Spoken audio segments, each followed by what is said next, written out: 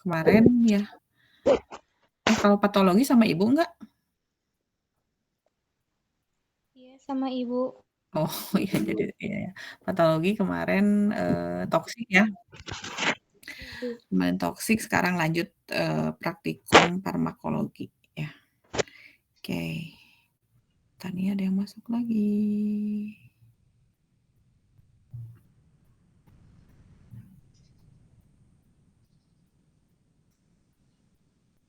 Oke.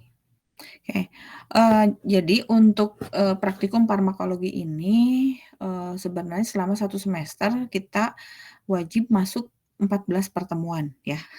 Karena, kemarin hasil reakreditasi kemarin gitu ya, praktikum juga sama harus 14 pertemuan. Itu kalau dihitung 1 SKS ya. Karena 1 SKS praktikum dengan 1 SKS, perkuliahan itu berbeda. Ya, jadi kalau untuk, praktikum 1 SKS itu adalah 14 kali pertemuan, kali, eee, maksimal 3 jam gitu ya. Nah, jadi, mungkin untuk pertemuan ke-1 sampai ke-3 kita akan responsi dulu ya, baru nanti pada pertemuan ke-4, kita, mulai nge-lab gitu ya. Nge-lab itu berarti kan kalau di farmakologi adalah penanganan, hewan percobaan ya. Baik, untuk pertemuan hari ini, Ibu akan menjelaskan kronologis praktikum farmakologi, kemudian tata tertib dan penjelasan modul 1 sampai dengan 4. Nah, untuk minggu depan kita lanjut modul ke-5 sampai ke-10, kemudian minggu depannya lagi kita akan, belajar tentang menghitung dosis ya, konversi dosis dari dosis manusia ke hewan uji. Oke, baik, berikut adalah, dosen dan asisten untuk praktikum farmakologi. Ya, di sini ada Bu Atun, Pak Deden, Pak Doni, Ibu, kemudian Bu Geni, Bu Risa, Bu Asri, Pak Asman, Bu Harlena, dan Pak Ahmad Sipa ya sebagai laboran. Kemudian kemudian ini untuk rencana, pertemuan praktikum selama 1 semester. Jadi untuk pertemuan pertama, responsi yang pertama ya, yaitu kita akan membahas tentang tata tertib atau kronologis praktikum, ditambah penjelasan modul 1 sampai dengan 4. Kemudian untuk minggu depan ya, tadi sudah dijelaskan penjelasan modul selanjutnya, kemudian pertemuan minggu ketiga adalah perhitungan dosis. Kemudian, pertemuan keempat adalah kita mulai masuk ke lab, mulai dari,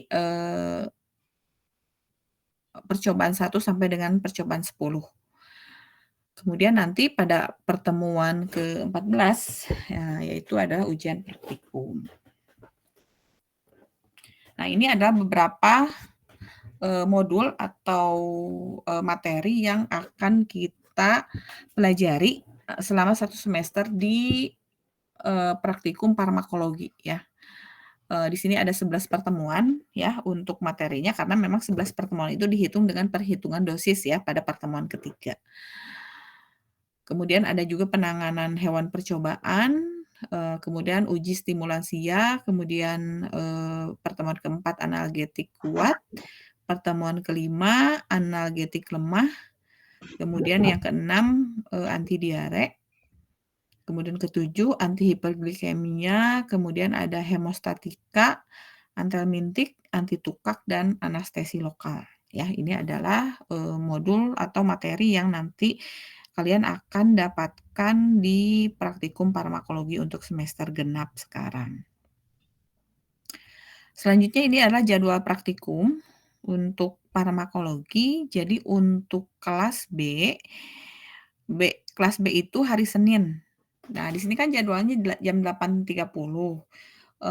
Jadi untuk jadwal fix-nya ya adalah jam 8 saja ya. Karena, jam 10 Ibu ada jadwal lagi gitu ya. Sedangkan kan praktikum itu kurang lebih 3 jam ya, kurang lebih 3 jam.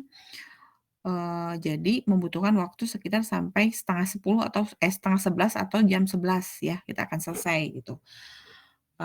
Sedangkan ternyata Ibu ada jadwal lagi ya jam 10 sama jam 1 gitu ya. Jadi kita mulai lebih pagi saja ya, nanti saja, mulainya setelah kalian masuk lab. Untuk besok, untuk minggu depan gitu ya, Senin minggu depan kita masih tetap jam 8.30 ya, karena kita masih belum, masuk lab ya, kita masih responsi. Eee, jadi untuk jadwal kalian ya hari Senin jam 8.30, kemudian untuk, eee, B 2-nya hari Selasa jam 13 ya, hari Selasa jam 13. Mungkin, kemarin sudah Ibu share juga di grup ketua kelas untuk jadwal, praktikum ya. Jadi sistemnya kalau misalnya hari Senin itu jam 8 misalnya, eee, sip atau kelompok B1 ada di lab Parmol, berarti B2-nya itu ada di lab kimia klinik. Begitu juga hari Selasa. Jadi B2 ada di farmakologi, B1 ada ya B1 ada di lab kimia klinik gitu ya, jadi di rolling gitu. Karena, kita mengikuti jadwal dari akademik, eee, dan kalau semester 6 ini biasanya rada-rada sulit untuk mencari waktu yang lain ya, karena ada beberapa mata kuliah yang bentrok ya, apalagi mata kuliah pilihan. Karena kan pilihan itu satu kelas itu berbeda ya, mungkin ada 4 jenis mata kuliah pilihan, jadi otomatis yang ini bisa, yang lainnya enggak gitu ya. Jadi seperti itu. Jadi mudah-mudahan untuk hari Senin dan Selasa jadwal kalian aman gitu ya. Jadi Senin jam 8, kemudian Selasa jam 13. Oke, kemudian untuk dosennya ada untuk B1 ada Ibu sama Bu Asri, kemudian untuk B2 itu ada Ibu dan Pak Deden. Oke, kemudian, ini adalah beberapa persiapan yang harus kalian siapkan untuk, praktikum farmakologi. Yang pertama, kalian wajib mengikuti responsi gitu ya, karena ini masuk absensi. Jadi kalau misalnya kalian tidak hadir untuk, responsi ya, atau misalnya tidak ikut ke kelas yang lain, nah berarti kan kalian tidak bisa ikut ujian ya, apalagi responsi kan tidak ada susulan. Masa Ibu harus, ngeresponsi sendiri gitu ya, satu mahasiswa gitu ya, padahal sudah dijadwalkan. Bentar ada yang masuk. Ya. Jadi untuk responsi ini bersifat wajib ya, wajib harus ikut responsi. Kemudian, yang kedua, modul ya, modul praktikum. Jadi nanti, untuk modul praktikum disediakan oleh kampus ya seperti biasa, tetapi modul sekarang di belakang, setiap belakang modul itu ada LKS-nya gitu ya. Jadi, kalian harus isi LKS-nya di sana ada tanya jawab, kemudian ada hasil, praktikum kalian gitu ya. Jadi tidak usah kalian membuat jurnal lagi ya, tidak usah membuat jurnal lagi, jadi nanti kalian cukup belajar dari, materi yang disampaikan pada saat kuliah dan materi yang memang ada di modul, ya. Jadi kalian jangan belajar hanya di modul saja, karena kalau di modul kan terbatas ya materinya hanya sedikit gitu, karena memang sebenarnya materinya sudah dibahas pada saat di kelas, ya. Jadi, nanti setiap praktikum, kan ada pretest sama diskusi. Nah, itu kalian harus belajar di materi, yang kalian dapatkan di kelas dan di modul praktikum. Kemudian yang ketiga, jangan lupa menggunakan jas lab ya. Jadi ketika kalian akan masuk ke laboratorium, kalian harus sudah menggunakan jas lab gitu ya. Jadi jangan riweuh ketika masuk ke lab, biasa namanya, eee, riweuh bari ngancingan jas lab, bari, ngaluarkeun modul dan lain sebagainya gitu ya. Eee, Apalagi kalau misalnya yang telatnya, apa, pretest-nya ketinggalan ya, kemudian jas labnya belum dibuka gitu ya. Jadi diusahakan, masuknya sesuai dengan jadwal gitu ya. Dan penggunaan jas lab juga sudah disiapkan dari luar gitu. Nah, kemudian untuk, selain jas lab kan kadang suka pakai sepatu lab ya. Nah, sebaiknya itu kalau di lab farmakologi sih sebenarnya tidak masalah pakai sepatu juga gitu ya, yang penting tertutup. Jangan sampai ada yang menggunakan, sepatu yang terbuka atau sendal sepatu atau sendal capit. Nah, itu tidak boleh ya, karena kalian kan, mahasiswa ya masuk ke lab itu kan memang atau ke lab atau ke kampus itu kan harus pakaian resmi ya. Nah, jadi nanti, kalian harus menggunakan jas lab dan kalau misalnya ada sepatu lab boleh, tapi kalau misalnya, "Bu, sepatu labnya nggak ada," boleh pakai sepatu biasa gitu ya, sepatu biasa yang kalian gunakan sehari-hari untuk ke kampus ya, dengan catatan tadi yang sudah Ibu sampaikan. Karena kalau lab farma itu tidak bersifat, steril gitu ya, beda lagi dengan kalian praktikum kimia klinik. Nah, kalau kimia klinik mah sepatunya yang digunakan di dalam itu tidak boleh menggunakan sepatu yang dari luar, karena nanti kita kan bersinggungan dengan lab mikrobiologi ya. Jadi jangan sampai, pokoknya jangan sampai Ibu lihat sepatu labnya kalian pakai keluar juga ya. Misalnya, "Ah, Bu, kagok udah we dari kosan pakai sepatu lab aja, yang penting kelihatan pakai sepatu lab." Bukan ya, kita tujuannya bukan untuk kelihatan pakai sepatu lab, tapi kalau di lab kimia klinik atau mikro itu, untuk melindungi kaki kita dari, apa, regen, larutan, dan lain sebagainya. Dan juga kalau lab kimia klinik dan mikro itu untuk, harus bersih juga gitu ya, karena takutnya malah jadi terkontaminasi bakteri ataupun misalnya sediaan steril yang memang ada di lab mikro ya.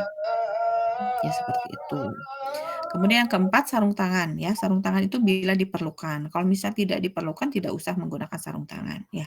Seperti misalnya nanti pada saat penanganan hewan coba, nah biasanya kalau menggunakan sarung tangan itu biasanya lebih tidak, apa ya, sentuhannya tidak lembut gitu ya ke hewan ujinya. Jadi kadang si hewan ujinya malah jadi terancam gitu ya. Kecuali kalau misalnya ada, ketemu dengan zat kimia ataupun misalnya, eee, ketemu dengan darah ya, ataupun misalnya yang kotor-kotor bolehlah menggunakan sarung tangan ya. Tetapi pada saat, penanganan mencit itu sih kalau pakai sarung tangan biasanya sensasi ikatan, antara manusia dengan hewan ujinya kurang gitu ya. Tetapi kalau misalnya yang takut boleh juga ya untuk melindungi takut di ini, Bu, kalau awal-awal kan biasanya masih belum kenal nih sama hewan uji jadi takut digigit, boleh nggak apa-apa. Tapi biasanya gitu ya, sensasi, sentuhan di sarung tangan dengan tidak menggunakan sarung tangan suka beda ke hewan ujinya ya. Jadi nanti untuk, sarung tangan disesuaikan dengan kondisi. Oke, kemudian jangan lupa ya alat kebersihan tiap kelompok atau tiap, personil itu harus disiapkan ya. Sabun silakan dicek kembali alat pribadi laboratoriumnya ya, mulai dari deterjen, sabun cuci tangan, sarung tangan, batang pengaduk, eee, pinset ya, kemudian tisu, label ya, lap, silahkan dilengkapi kembali. Biasanya kalau semakin kalian naik semester 6, semakin tinggi level, kuliah kalian, biasanya si penduduk tas, dari dari alat-alat lab juga semakin berkurang gitu ya. Pada akhirnya nanti semester 7 teh ujol-ujol tinggal pipet aja, itu juga dimasukin ke tempat pensil. Jadi tasnya udah nggak dibawa lagi ya. Jangan seperti itu ya, kalian mah jadi harus nanti setiap masuk lab itu memang, dilengkapi kebutuhannya gitu ya. Kemudian masker ya, masker juga bawa aja kalau misalnya sewaktu-waktu diperlukan. Kemudian keresek ya, satu lagi keresek. Jadi nanti setiap sip itu punya keresek ya, jangan per kelompok atau per orang ya, atau per kelompok juga lebih bagus. Ya pokoknya mah jangan membuang sampah ke, tempat sampah dalam keadaan terbuka ya, karena kan kalau farmakologi itu otomatis akan berhubungan dengan penyakit, dengan obat gitu ya, dengan darah ya. Ya jadi Ibu harapkan kalian menyiapkan keresek gitu ya. Beli aja 1 pak ya, ada kresek hitam yang 1 pak itu murah ya harganya ya, simpanlah di, apa, keperluan alat pribadi gitu. Jadi kalau mau pada buang sampah, ya sudah sampahnya disimpan di kresek itu. Oke, selanjutnya adalah label dan stiker ya, itu bila diperlukan untuk memberikan identitas pada sampel ataupun uji. Kemudian kalkulator dibawa aja ya, karena sewaktu-waktu mungkin diperlukan pada saat perhitungan dosis.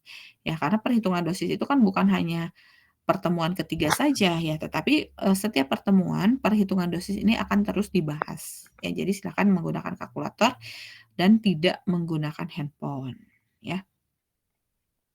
Selanjutnya adalah belangko laporan, ya. Jadi, nanti untuk belangko laporan nanti dibahas pada, slide terakhir. Kemudian belajar untuk tes awal, ya. Ibu ingatkan kembali kalian harus benar-benar belajar pada akan persiapan praktikum, baik praktikum di KBK Farmakologi ataupun praktikum di KBK yang lain, ya. Karena, eee praktikum itu kan mengaplikasikan apa yang kalian pelajari pada saat kalian kuliah di kelas gitu ya. Nah, jadi jangan sampai ke lab itu hanya bekal membawa jas lab saja ya, tetapi harus dibekali dengan ilmu gitu ya. Karena, rugi kalau misalnya kalian mau masuk lab dan keluar lab, di otak kalian ilmunya kalau misalnya masih tetap nol gitu ya. Jadi setidaknya ketika kalian masuk lab itu, ilmunya sudah 50%. Nah, kemudian nanti diaplikasikan di praktikum. Nah, pulang praktikum 50%. Jadi pas keluar dari lab itu kalian udah bisa mencapai 100% ya. Itu yang Ibu harapkan. Apalagi kan sekarang mah banyak media untuk belajar gitu ya, bukan hanya di kelas saja media belajar itu. Kalian juga bisa cari di eee, internet gitu ya, tetapi kalian juga harus milih-milih ya, mana web yang bisa, digunakan untuk pembelajaran, ya. Itu untuk persiapan praktikum.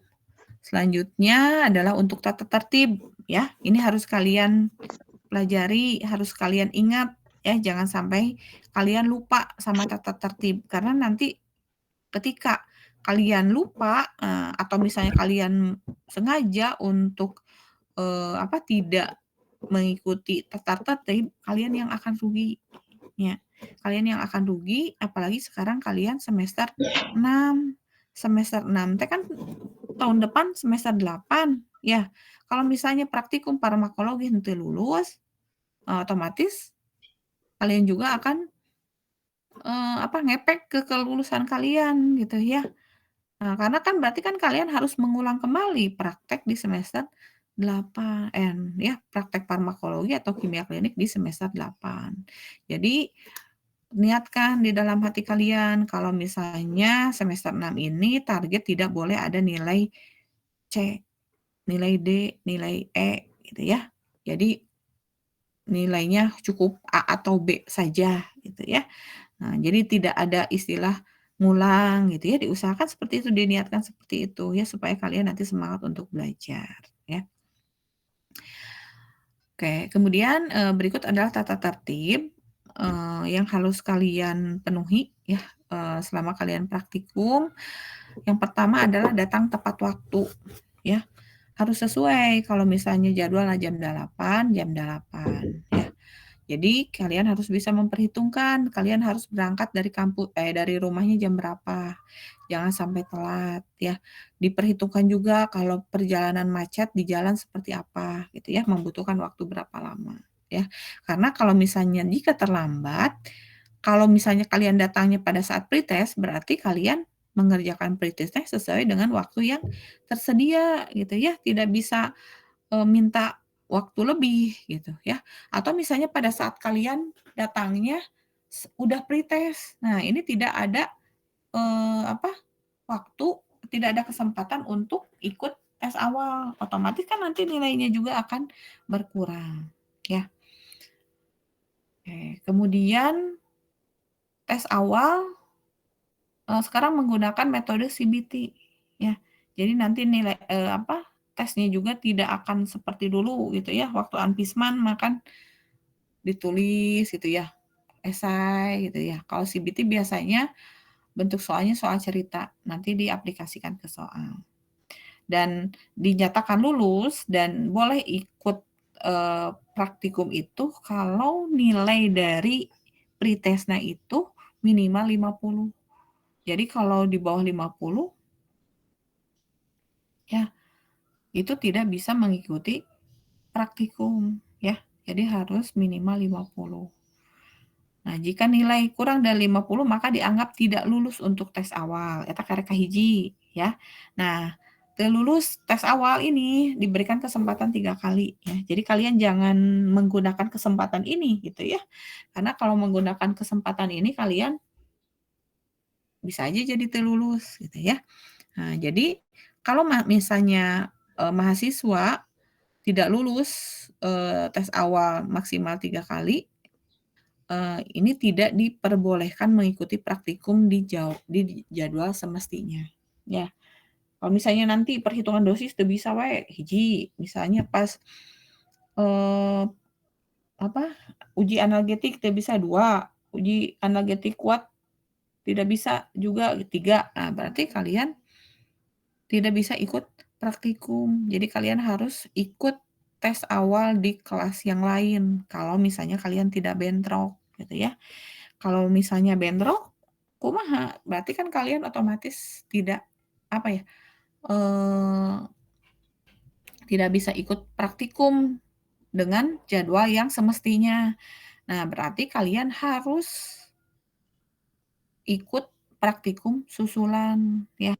Harus ikut praktikum susulan sampai dengan kalian mendapatkan nilai lebih dari 50, ya, gitu.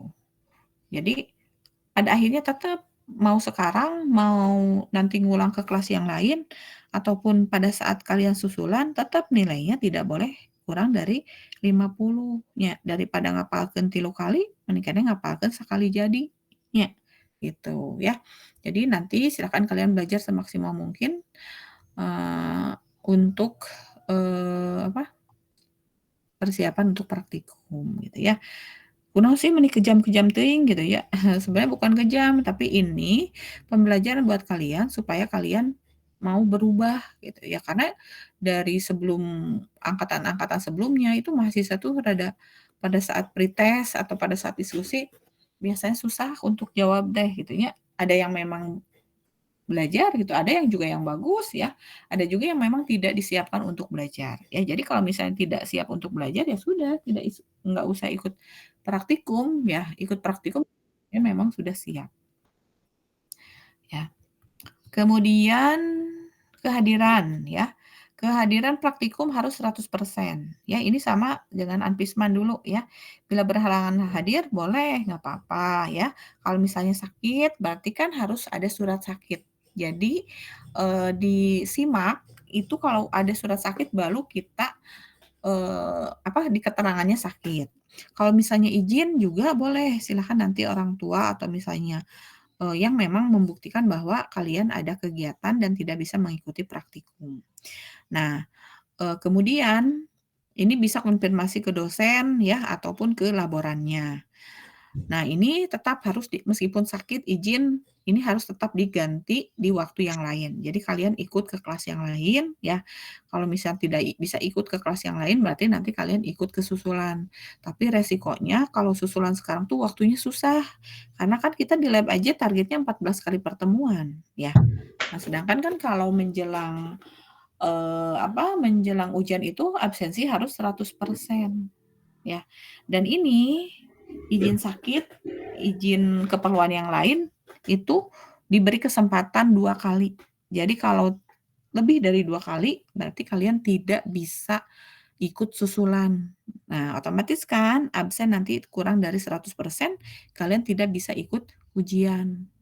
Kalau tidak bisa ikut ujian, berarti kan nilainya E, dan akhirnya tahun depan kalian harus ngulang praktikum farmakologi. Ya, kecuali kalau misalnya keadaan tertentu ya, keadaan khusus itu seperti misalnya sakitnya teh ripuh gitu ya, sampai 2 minggu dirawatna. Kemudian harus istirahat seminggu di rumah, berarti kan 3 minggu, otomatis kan tidak 3 kali pertemuan, tidak bisa hadir. Nah, kalau itu masih bisa ikut susulan ya, karena kan kondisinya beda ya, kalau kondisi sakit mah siapa yang mau ya, apalagi kalau dirawat gitu ya, jadi masih bisa dengan kondisi khusus ya.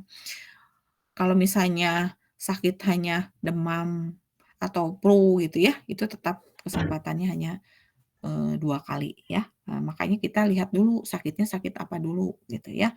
Kalau misalnya kalian nggak bohong sakit gitu sih, jadi doa ya. Jadi silakan, kalau malas-malesan kalian harus pikirkan kembali gitu ya, karena biaya ke kampus teh bukan biaya yang murah ya. Banyak misalnya teman-teman kita semua ketika mau UAS ya, pembayarannya masih belum selesai, harus cuti ya. Ketika mau KRS ya, pembayaran masih belum sesuai dengan yang diharuskan, ditunda gitu ya. Kalian mah sekarang beruntung gitu ya, masih bisa masuk ke semester baru, bisa bayar meskipun memang misalnya bayarnya hanya baru berapa persen. Misalnya bayarnya harus konfirmasi dulu ke Bu Mima gitu ya. Oh, tapi kan alhamdulillah ya kalian masih tetap bisa berada di sini gitu ya. Jadi kalian harus memanfaatkan ketika kalian masuk ke kelas dan bisa memenuhi absensi sehingga kalian bisa mengikuti kuliah ya. Jadi harus dimanfaatkan karena banyak di luar sana yang tidak bisa melanjutkan, kuliah. Kemudian, selanjutnya adalah membawa perlengkapan praktikum ya, seperti tadi yang sudah disampaikan. Kemudian tertib mengerjakan praktikum gitu ya, jadi tidak boleh ngobrol ya. Handphonenya disimpan, biasanya dikumpulkan ya. Ibu berusaha untuk percaya, tapi kadang ada beberapa yang apa ya, merusak kepercayaan ibu gitu ya, sampai update-update di medsos, pada saat kalian praktikum. Karena kalau di farmakologi itu kan beda ya, praktikumnya berhubungan dengan hewan, percobaan. Kan sekarang ada etik hewan ya, etika penggunaan hewan uji ya. Nah, jadi itu harus diperhatikan. Selanjutnya, menjaga kebersihan lab dan alat-alat praktikum. Jadi ketika kalian akan menggunakan alat-alat ya, atau setelah menggunakan alat-alat itu harus dibersihkan lagi ya, dicuci, kemudian dikeringkan lagi kalau misalnya pada alat-alat yang, dari stainless gitu ya, karena seperti gunting, pinset, itu kan kalau dicuci basah, kalau didiamkan kan berarti nanti karatan ya, jadi ngerusak, kasihan ke adik tingkat kalian ketika mau menggunakan gunting malah jadi tumpul gitu ya, gara-gara kakak kelasnya misalnya tidak bersih pada saat membersihkan alat yang sudah digunakan, ya. Jadi nanti ya, tidak usah disuruh lagi ya, kalian sudah, secara langsung saja kalau misalnya sudah menggunakan alat-alat yang dari bahan stainless, alangkah baiknya harus atau wajib harus dicuci kembali ya, dibersihkan kembali, kemudian dielap sampai dengan kering, ya. Kecuali kalau dari gelas kaca yang kayak gitu mah boleh ya, tinggal ditangkukeun ya sudah kita karena kan tidak mungkin karatan, ya. Oke, selanjutnya ada berpartisipasi aktif dalam kegiatan praktikum, ya, jadi harus aktif. Nah, ulah ulah nu kerja teh si eta deui gitu ya. Kalian mah misalnya, "Ah, aku mah setiap praktikum teh kabagian teh kukumbah deui," ya. Bukan seperti itu, ya ada kalian teh mayar teh mahal, sama gitu ya dengan yang lainnya. Jadi nanti dibagi-bagi saja gitu ya.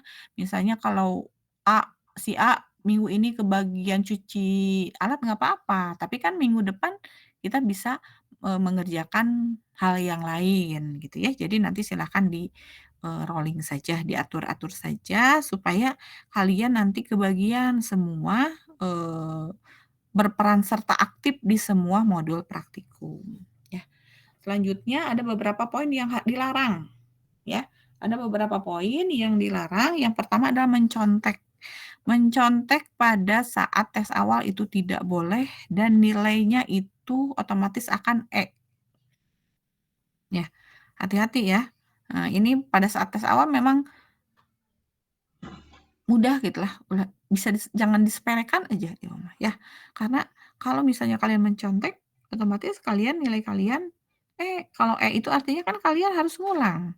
Kalau mau masuk ke lab boleh, tapi tidak ada penilaian lain gitu ya, tidak ada penilaian lagi karena kalian sudah istilahnya sudah di backlist nilai nae gitu ya karena nyontek. Nyontekna di naon wae, nyontek pada saat tes awal ataupun mencontek pada saat pengerjaan laporan. Mencontek pengerjaan laporan teh ke teman, bukan hanya ke teman saja ya, tetapi bisa kalian lihat di internet banyak laporan tentang farmakologi banyak, tetapi tidak boleh dicontek, itu hanya sebagai referensi saja, ya. Karena kan data yang mereka dapat sama data yang kalian dapat kan berbeda, ya. Waktunya berbeda, tempatnya berbeda, yang mengerjakannya juga berbeda, gitu ya. Jadi jangan sampai mencontek pada saat tes awal ataupun mencontek pada saat pembuatan laporan, ya. Selanjutnya adalah tidak boleh makan, minum di lab ya, tidak boleh ya makan dan minum di lab. Ya kalau misalnya kalian minum, boleh kalian izin dulu, "Bu, saya izin minum." Minum teh di depan labnya, ulah minum teh izin minum tetapi minumna kalakah di warung gitu nya. Kalau di warung teh banyak godaan ya, ngobrol jeung teman, ngobrol heula. Ah, di warung minumannya bukan hanya air mineral saja, ah itu jus kabita, bikin jus heula, belum ngantri, belum apanya. Jadi akan menambah waktu kalian di luar ya. Jadi kalau misalnya kalian mau minum boleh, tapi harus di luar lab. Jadi silakan kalian izin dulu sama yang ada di lab, "Bu, saya mau izin minum dulu di depan." Di depan teh ulah di depan kampus ya, tapi di depan lab ya. Kemudian tidak boleh membuat keributan ya. Ada beberapa mahasiswa yang takut sama hewan uji. Ya, seperti hanya dulu mah katak ya pada Anpisman gogorokan gitu ya, nanti mah tidak boleh ya, karena nanti akan mengganggu pada kegiatan di kampus, kegiatan yang lainnya ya seperti di kelas ataupun kemudian keluar lab tanpa izin ya, harus izin mau ke kamar mandi atau misalnya kalau misalnya, waktu sholatnya bentrok sama itu boleh izin dulu, tetapi, dengan catatan konfirmasi ke temannya, konfirmasi ke dosen ya, yang penting kerjaannya tidak terbengkalai kalau mau sholat, kalau misalnya waktu sholatnya berbentrokan gitu ya. Oke, kemudian pulang sebelum lab selesai dibersihkan ya. Jadi tidak boleh pulang sebelum lab bersih, ini untuk berlaku untuk semua meskipun memang nggak ke bagian piket, tetapi memastikan bahwa labnya sudah bersih. Berarti kalian baru boleh pulang gitu ya. Oke, kemudian jika sampai praktikum berakhir, nah kehadiran 100% masih belum tercapai, untuk mahasiswa yang izin, yang sakit, ya, atau yang tukeran jadwal karena tadi faktor izin dan sakit, ini tidak boleh lebih dari 2 kali ya. Jadi kalau lebih dari 2 kali, wayahna kalian tidak bisa ikut ujian ya, karena tidak bisa ngulang ya. Nah, berarti otomatis kalian harus mengulang, praktikum farmakologi tahun depan, berbarengan pada saat kalian dengan tugas akhir.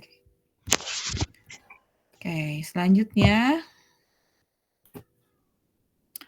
untuk teknis praktikum ya, praktikan dibagi 5 kelas kan ya, kalau angkatan kalian itu sampai kelas E. Nah, masing-masing kelas ini dibagi 2 shift, misalnya kalau sekarang kan 4-4 ya, berarti 22 orang per shift. Tiap shift ini dibagi 5 kelompok lagi, jadi 22 dibagi 5, ya jadi ada yang kebagian 4 orang, ada yang kebagian 5 orang gitu ya. Silahkan nanti konfirmasi ke laboran ya untuk pembagian kelompoknya. Kemudian untuk kronologis praktikum, jadi kalian nanti tes awal dulu ya, pas datang itu tes awal dulu 10 sampai dengan 15 menit ya, CBT tadi. Bagi yang telat tidak ada tambahan waktu, kemudian bagi yang kesiangan berarti tidak ada susulan untuk pretest ya. Nah, otomatis kan nanti nilainya juga akan berkurang dan kita juga tidak bisa menilai kemampuan kalian untuk praktikum ya. Jadi nanti akan ngepek ke kalian jadi dianggap 0 nilai pretestnya gitu ya, karena kalian misalnya telat gitu ya. Jadi kalian harus mengira-ngira nih kira-kira jam sabaraha ka kampus supaya henteu telat. Nah, setelah pretest nanti dilanjutkan penerangan tentang kronologis praktikum ya selama 15 menit. Selanjutnya, praktikum sesuai dengan materi atau modul yang telah ditentukan. Nah, setelah selesai praktikum, praktikan membersihkan kembali laboratorium secara bergantian. Ya, jangan lupa nanti modul juga diisi ya, karena ada lembar RKS-nya. Itu wajib ya semua modulnya harus diisi, karena nanti sewaktu-waktu bisa dilakukan pemeriksaan isi modul ya. Apakah kalian teh rajin teu nulis hasil praktek di lab ke LKS kalian. Kemudian untuk jurnal praktikum sekarang ditiadakan ya, karena memang sudah tidak menggunakan jurnal praktikum lagi. Jadi otomatis nanti hasil pengamatan atau perhitungan serta kesimpulan sudah disediakan di kolom di modul ya. Nah, jadi nanti pada saat akhir itu bisa saja nanti modulnya dikumpulkan ya. Kita ingin lihat hasil perhitungan dosis, hasil pengamatan kalian dan kesimpulan kalian sudah ditulis dengan baik atau tidak. Ya. Kemudian wajib membawa modul setiap praktikum. Ya, ini wajib. Kemudian ini adalah beberapa pertanyaan standar yang harus kalian pelajari ya tentang dasar teori. Misalnya sekarang bahas tentang analgetik, berarti kalian harus baca dulu analgetik secara keseluruhan gitu ya. Karena nanti akan menentukan patofisiologis pada hewan uji. Ya, termasuk obat-obatannya. Obat-obatan yang kita gunakan di praktikum apa? Kalau misalnya tramadol gitu ya, parasetamol atau asam mefenamat, berarti kan kita harus pelajari mulai dari dosis sampai dengan farmakokinetik, farmakodinamik ya. Kemudian prosedur kerja ya, metode praktikum, kemudian parameter ujina naon gitu ya. Kalau di farmakologi itu kan metode praktikum metodenya apa? Misalnya kayak analgetik lemah itu kan menggunakan metode Sigmund. Kalau analgetik kuat itu kan menggunakan metode hot plate gitu ya. Prosedur kerjanya seperti apa ya, urutan kerjanya seperti apa. Kemudian parameter ujinya apa gitu ya. Nah, kemudian capaian dari praktikum. Nah, kita akan lihat nih, ini adalah penjelasan untuk modul 1, yaitu perhitungan dosis ya, yang nanti akan dimulai pada pertemuan ketiga. Nah, kita kan tidak tahu nih ya dosis untuk mencita berapa gitu ya. Nah, tetapi sebenarnya ada panduannya. Nah, otomatis kita harus bisa mengkonversi atau merubah dosis manusia ke dosis hewan. Nah, jadi konversi dosis itu dilakukan untuk memperkirakan timbulnya efek farmakologi yang sama ya pada berbagai spesies hewan gitu ya. Karena kan spesies hewan kan banyak ya yang bisa kita gunakan mulai dari mencit, tikus, kelinci, anjing, monyet, kuda ya. Tapi dosisnya harus sama. Nah, otomatis kita membutuhkan konversi dosis. Kalau untuk manusia, bobot manusia itu kan bobot standarnya 70. Kalau untuk mencit berapa? Nah, nanti kita belajar di sini ya di perhitungan dosis dan konversi. Nah, kemudian nanti kita kalian harus paham ya, ini konversi dosis. Konversi dosis. Kalau untuk mencit itu bobot standarnya adalah 20 gram. Untuk tikus bobot standarnya 200 gram, marmot 400 gram, kelinci 1,5 kilogram ya. Kalau manusia itu 70 kilogram bobot badan gitu ya.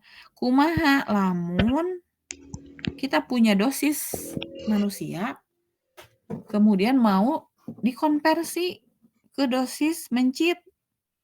Misalnya ibu punya parasetamol 500 miligram. Itu kan buat manusianya 70 kilogram. Berarti kalau ke mencit kumaha? Nah, berarti kalian tinggal melihat tabel yang ini. Nah, berarti kira-kira dikali sabaraha nih kalau untuk dosis manusia ke dosis mencit? Ada yang bisa nggak? Dikali 387,9, Bu. Berarti lebih besar tuh. Cok, lihat dari tabelnya. Manusia 0,026. Nah, itu ya, dikali 0,0026. Kalau misalnya ibu punya dosis parasetamol 500 miligram, mau diberikan ke mencit. Nah, tinggal dikalikan saja ke 0,0026. 6. Nanti kalian akan mendapatkan dosis untuk mencit. Mencit yang berapa gram? 20 gram. 20 gram. Iya, untuk yang 20 gram. Gimana caranya kalau misalnya mencitnya ternyata 23 gram? Berarti nanti tinggal disesuaikan volumenya gitu ya. Nah, volumenya. Jadi kalau misalnya volume pemberiannya 0,2, berarti tinggal disesuaikan saja. Bobot mencit uji dibagi bobot mencit standar kali volume pemberian. Jadi kalau misalnya bobot standarnya 23 per sabaraha? Tadi bobot mencit standar teh? 20. 20 gram. Ya, jadi 23 per 20 dikali 0,0026. kan kita udah dapat dosisnya. Volumenya, Bu. Nah, dikali volumenya ya 0,2 ya. Nanti kita akan lihat dulu gitu ya volume untuk mencit itu berapa ya. Jadi seperti itu. Kalau misalnya Ibu punya dosis manusia mau dikonversi ke tikus, berarti dikali berapa? 0,018 ya. Terus Ibu ternyata kebalikan nih, sudah diuji Ibu punya obat baru, ekstrak biji alpukat mau untuk anti diare misalnya. Ternyata dosis teh untuk mencit teh 200 miligram. Berarti mun ke manusia bisa nggak diberikan? Dosis efektifnya ternyata 200 miligram per 20 gram bobot badan. Nah, mau dirubah ke dosis manusia berarti harus dikali ke 387,9. Iya, harus dikali ke 387,9 ya. Jadi seperti itu ya. Yang penting kalian paham untuk tabel konversi ini. Oke, selanjutnya jika masih diketahui, nah ini ya contohnya di sini ada amitriptilin 25 mg per 70 kg bobot badan. Jadi nanti kalian tinggal memasukkan 0,0026 dikali 25 mg. Jadi dosisnya adalah 0,065 mg per 20 gram bobot badan. Kemudian setelah ini nanti kalian akan menentukan volume pemberian obat untuk konsentrasi obat. Ya, kalau misalnya mencit satu mah bisa dihitung ya dosisnya langsung. Tapi kalau mencitnya banyak kan berarti volume pemberiannya juga akan berbeda ya. Jadi itu pentingnya dari volume pemberian. Nah, volume pemberiannya berapa sih untuk hewan uji itu? Apakah sama misalnya untuk mencit sakieu, kucing sakieu, kuda sakieu, kan enggak ya. Jadi ini perlunya kita mengetahui berapa sih volume maksimum cairan karena kita harus sesuaikan dengan lambung si hewan ujinya. Kalau misalnya mencit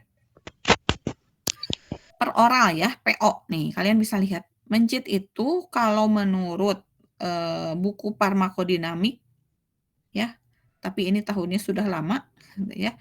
Volume maksimal itu mencit itu 1 mili. Karena memang lambungnya itu muatnya 1 mili gitu ya. Kalau untuk tikus 5 mili, kelinci 20 mili, marmot 10 mili gitu ya. Nah, berarti kalau misalnya volume pemberiannya terbatas, berarti kita harus dimodifikasi konsentrasinya gitu ya. Konsentrasinya harus lebih dipekatkan lagi supaya volume pemberiannya juga tidak terlalu banyak. Ada 2 referensi ya. Yang pertama ini, nanti kalian bisa lihat juga nanti di modul. Selanjutnya adalah ini, menurut peraturan BPOM. Ya, menurut peraturan BPOM, pedoman uji farmakokinetik praklinik obat tradisional. Nah, volume pemberian sediaan uji secara oral pada hewan uji ya, rodensia ya adalah 1 mili untuk 100 gram. 1 mili per 100 gram. Jadi kan 1 mili ini digunakan untuk bobot hewan uji yang 100 gram. Berarti kalau untuk mencit berapa?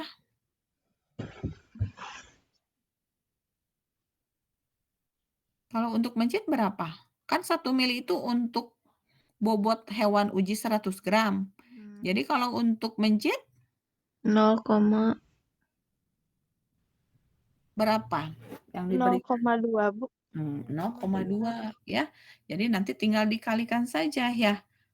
20/100 dikali 1 sama dengan 0,2 mili ya. Nah, kalau untuk tikus berapa?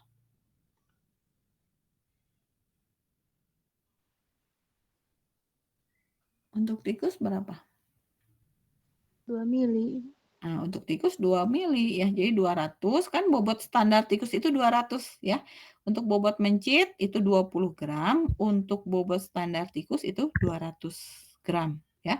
Jadi tinggal dibagi saja 200/100 dikali 1 sama dengan 2 ya. Nah, ini kalau misalnya pelarutnya Aquades ya, tapi atau air, tetapi kalau misalnya menggunakan pelarut yang lain otomatis kita juga harus menghitung lagi gitu ya.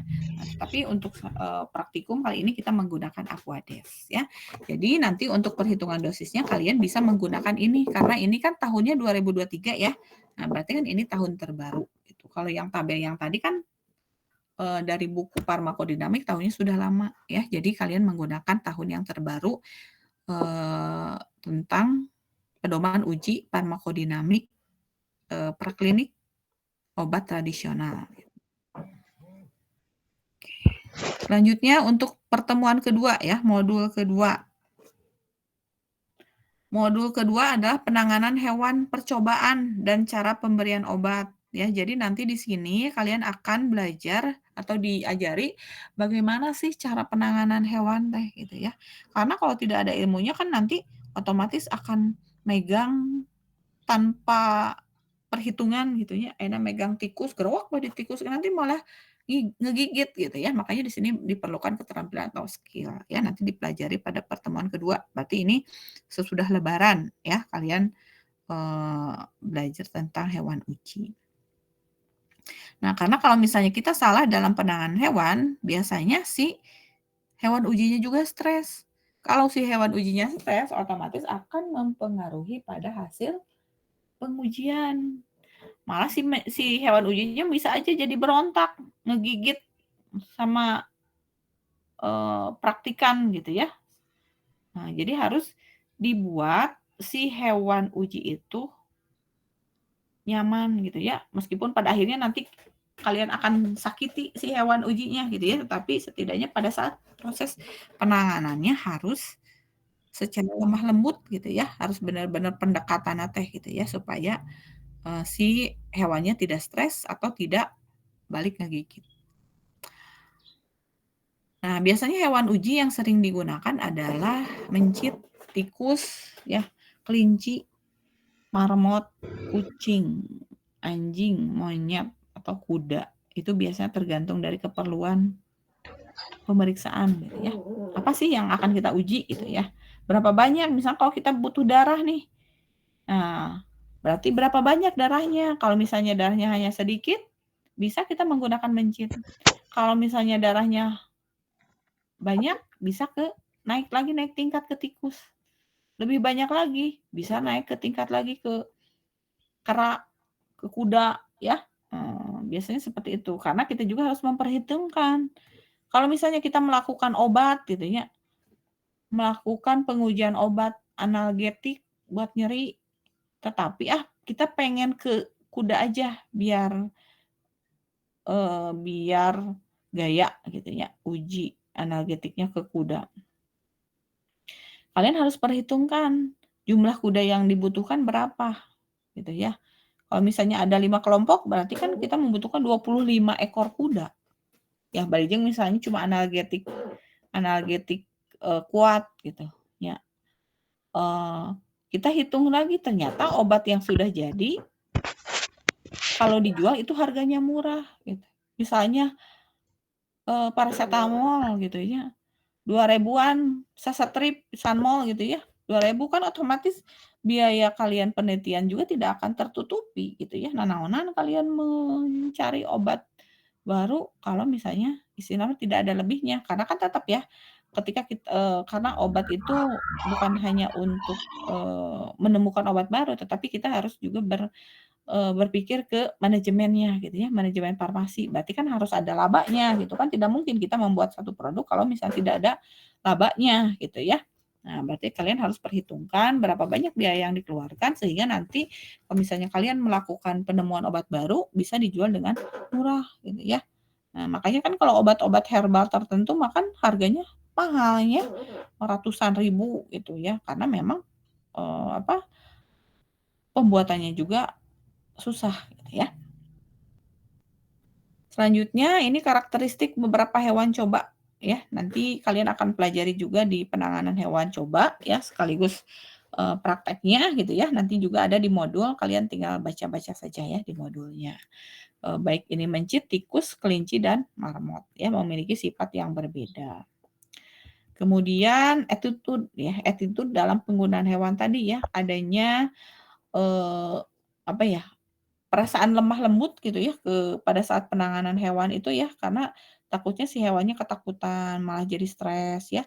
Kemudian tidak boleh ragu-ragu, ya asa-asa gitu ya, tidak boleh asa-asa megang teh gitu ya. Jadi Kakak belum megang geus kaburu kagegel gitu ya. Nah, jadi tidak boleh asa-asa, kalian harus, pasti gitu ya, percaya diri gitu ya. Tapi percaya diri teh ge ulah nya kalak-kalak pokona mah gampang. Pas kalian menangani tikus malah kalian nanti digegel ya ku tikus ya. Jadi harus lemah lembut. Istilahna mah harus kekeluargaan lah sama si hewan uji teh ya, supaya yang mau dikumah-kumah ge nurut gitu ya. Kemudian hindari injuri atau cedera pada hewan uji karena kalian terlalu kuat pas diberi sediaan megangnya terlalu kuat malah si mencitnya mati gitu ya. Itu harus dipertimbangkan kembali. Kemudian, hindari juga, perlakuan yang ekstrim gitu ya. Misalnya sampai terlalu kasar dan lain sebagainya. Misalnya kita juga harus memperhatikan sifat-sifat dari si mencit. Kalau si mencitnya takut ketinggian, takut jatuh dan lain sebagainya ya, itu juga akan berefek pada hasil pengujian. Kemudian hindari luka atau misal terjadi cedera ya, mau obat analgetik sih karena kalian terlalu, misal terlalu kasar penanganan ke hewan ujinya, malah jadi ini gitu ya, malah jadi patah misalnya ya, patah tulang gitu ya. Kemudian hindari penanganan yang berlebihan karena menyebabkan hewan menjadi gelisah ya, menjadi stres dan lain sebagainya. Oke, selanjutnya ini ada beberapa cara untuk memegang hewan uji ya. Biasanya ini disimpan di ram kalau misalnya kita ngambil dari baknya sih, kita ambil ekornya gitu ya, kemudian nanti kita simpan di ram kawat, nah kemudian baru nanti kita cubit bagian atasnya gitu ya. Sampai dengan si mencitnya tidak bisa bergerak, tidak bisa tengok kiri kanannya, eta ge ulah tarik teuing ya, malah nanti si hewannya malah mati.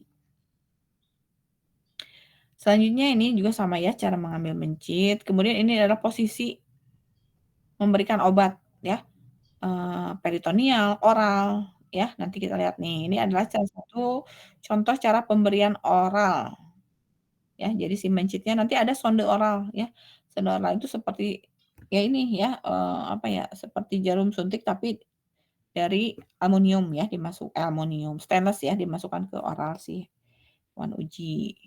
Kemudian intramuskuler ya, penyuntikan melalui intramuskuler biasanya ke paha karena kita cari otot yang paling tebal dan banyak ya. Selanjutnya intraperitoneal ya, intraperitoneal itu ke daerah abdomen, ke daerah perut. Ini juga harus hati-hati jangan sampai terlalu dalam malah nanti nyuntiknya ke organ dalam. Kemudian subkutan ya, subkutan itu biasanya diberikan di atas leher. Jadi kulit lehernya diangkat sedikit kemudian nanti kita menusukkan si jarumnya. Kemudian intravena, intravena itu biasanya menggunakan restrainer ya. Nah, nanti dimasukkan, nah ekornya nanti bisa ditarik ataupun bisa lurus ke posisinya. Nah, ini cara penanganan tikus, biasanya tikus lebih besar dan lebih galak gitu ya. Penanganannya seperti ini, kalau yang awal-awal boleh, menggunakan sarung tangan kemudian nanti ditutup dulu dengan lap supaya si, apa ya, rangsangan tangan kita tidak, apa ya, tidak tahu si tikusnya gitu ya, ditutup baru nanti kita pegang lehernya gitu ya, seperti posisinya seperti ini. Nah, ini untuk penanganan kelinci ya, jadi pada saat pengambilan kelinci itu tidak boleh diambil bagian lehernya, dijewer gitu ya, atau misal di telinganya itu tidak boleh ya. Jadi harus digendong gitu ya, supaya si, eee, kelincinya nyaman, supaya si daun telinganya juga tidak patah. Nah, gambar yang satu lagi adalah pemberian suntikan intravena melalui telinga, karena kalau di kelinci ini biasanya pembuluh darah di daerah telinga itu besar ya, jadi lebih gampang. Nah, ini alat restrainer ya, jadi nanti si mencit atau tikus dimasukkan ke alat itu tersebut. Kemudian cara anestesi ya, cara anestesi ke hewan itu macam-macam ya. Ada dibius ya, nanti dimasukkan ke kayak waktu anpisman geningannya, dimasukkan ke tabung, kemudian pakai ether ditutup sampai si mencitnya pingsan ya, atau misalnya mati. Kemudian ada juga yang dimasukkan ke dalam tabung, nanti si tabungnya dialiri oleh CO2 gitu ya, dialiri oleh CO2. Jadi si hewannya mati atau misalnya didislokasi, lehernya diteken gitu ya. Selanjutnya adalah cara mengorbankan hewan ya tadi ya, ada secara kimia ya. Kalau cara kimia tadi ya menggunakan ether atau dimasukkan ke tabung yang ada CO2-nya. Cara fisik tadi dislokasi leher, kemudian untuk tikus, kelinci, dan marmut itu berbeda ya, nanti kita belajar. Kemudian modul yang ketiga adalah aktivitas uji stimulansia ya. Jadi uji stimulansia ini untuk melihat, peningkatan aktivitas gitu ya. Apakah, setelah diberikan kafein itu aktivitasnya akan meningkat tidak? Biasanya nanti dibagi beberapa kelompok ya. Ada yang kelompok kontrol gitu ya, ada kelompok kontrol negatif, positif, kemudian kelompok uji. Jadi biasanya kalau untuk uji stimulasi ini kita menggunakan mencit, kemudian obat yang kita ujinya kafein sitrat ya dengan menggunakan dosis yang berbeda. Kemudian metode yang kita gunakan ada rotarod. Jadi rotarod itu dimasukkan ke apa ya? Ke roda berputar.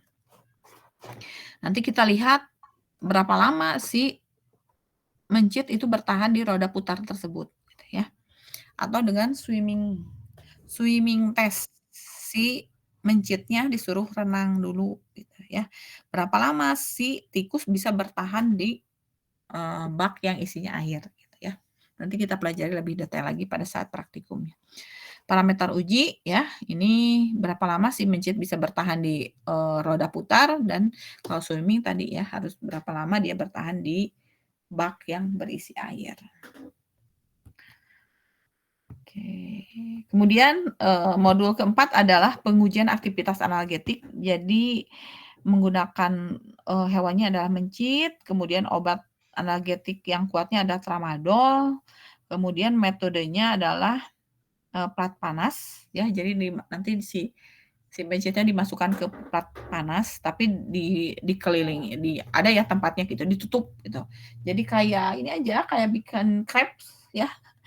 Panasnya kayak bikin krep, tapi suhunya kita atur ya sampai dengan 50 derajat gitu ya. Dimasukkan yang seperti itu, nanti si mencitnya dilihat, dia dapat bertahan berapa lama ya. Biasanya kalau dia kepanasan suka ada respon seperti menjilat kaki belakang, melompat ya, mengangkat kaki sebelah karena kepanasan gitu ya. Kemudian nanti kita lihat berapa lama gitu ya, atau mulai dimasukkan sampai munculnya refleks tadi berapa lama, ya itu untuk menguji analgetik. Kemudian ini adalah format laporan ya, harus nama laporan itu kan per orang ya, laporannya per orang, dicantumkan nama, NPM, hari, tanggal, kemudian judul praktikumna naon ya, dilaksanakan praktikumnya hari apa, ditulis mulai dari percobaan ya, kemudian teori dasarnya apa gitu ya, alat, bahan, dan hewan ujinya. Kemudian prosedur kerjanya seperti apa, datanya ya, kemudian perhitungannya dan pembahasannya ya. Kalian harus hati-hati pada saat cara membuat pembahasan ya, tidak boleh prosedur kerja dimasukkan ke pembahasan. Pembahasan itu adalah hasil data yang ada, nanti kita bahas disesuaikan dengan teori yang ada gitu ya. Seperti itu jangan prosedur dimasukkan ya. Kemudian setelah pembahasan kesimpulan, kemudian jawaban pertanyaan pada yang ada di modul dan daftar pustaka. Daftar pustaka yang kalian gunakan adalah 10 tahun terakhir, ya. Bisa menggunakan, buku ajar, buku referensi, ataupun jurnal penelitian, ya. Tidak boleh menggunakan, alamat web, ya, web di internet tidak boleh, ya. Jadi harus menggunakan buku dan jurnal, ya. Kemudian ini untuk laporan praktikumnya, ya, laporan praktikumnya ditulis tangan, perorangan, ya. Kemudian nanti dikumpulkan ke koordinator. Jadi nanti di setiap SIP itu ada koordinator SIP gitu ya. Jadi nanti dia untuk mengelola, jadi bukan sama koordinatornya dijilidna, dibagi-bagi gitu ya, diatur sama koordinator. Misalnya untuk laporan tadi stimulansia yang kebagian ngejilid kelompok 1. Minggunya yang kebagian ngejilid kelompok 2 gitu ya. Koordinator itu hanya untuk mengatur ya, bukan berarti koordinator untuk ngebagian ngejilid di awal tepikeun ke akhir ya, bukan ya. Untuk mengatur teknis dari praktikum gitu ya. Oke, kemudian jadi nanti setiap orang dikumpulkan ya, kasih nama dan cover laporan, kemudian nanti dijilid jadi satu bundel gitu ya. Nah, dijilid baru nanti dikumpulkan. Dikumpulkannya kapan? Minggu ayeuna praktek, minggu depan dikumpulkan seperti biasa. Ya, jadi otomatis kalau misalnya kalian hari Senin praktekna apalagi jam 8, berarti dari jam 9 sudah dijilid, ya. Ya, berarti dari Sabtu harus sudah mulai dijilid. Nah, ngumpulkeunana berarti Sabtu pagi gitu ya. Sabtu pagi harus dikumpulkan ke bagian yang bertugas untuk menjilid, kemudian nanti Sabtu berarti dijilid ya, Senin dikumpulkan gitu ya. Itu untuk laporan. Oke, mungkin itu saja yang dapat Ibu sampaikan untuk responsi hari ini. Nanti untuk PPT-nya Ibu kirim ke Yunita lagi ya.